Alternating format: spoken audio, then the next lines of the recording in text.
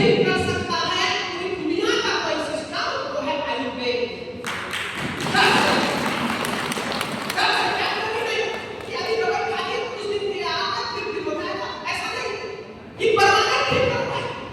Sugar है तो permanent ठीक करो, बीपी है तो परमानेंट ठीक करो, ट्यूमर है तो परमानेंट ठीक करो, पाइल्स है तो परमानेंट ठीक करो, डेफिनेटली। तो आयुर्वेद परमानेंट काम करता है। और दूसरा है, अगर आप बीमार नहीं पड़ना चाहते हो तो अपने शरीर में आयुर्वेद का प्रोडक्ट, आयुर्वेद का हब अगर डालोगे तो आप कभी बीमार पड़ ही नहीं सकते। जो लोग बीमार पड़ते हैं वो आयुर्वेद का प्रोडक्ट नहीं खाते।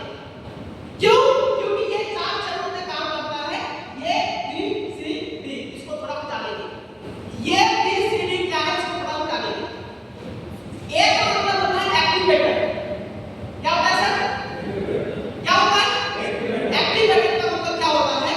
हमारा जो पूरा शरीर है ये सेल से बना है। कैसा? मैं बताने का कोशिश करता हूँ। सेल मतलब जैसे हम घर बनाते हैं तो सबसे पहले क्या चाहिए हमको घर बनाने के लिए? बहुत सारी चीज लगता है, सीमेंट,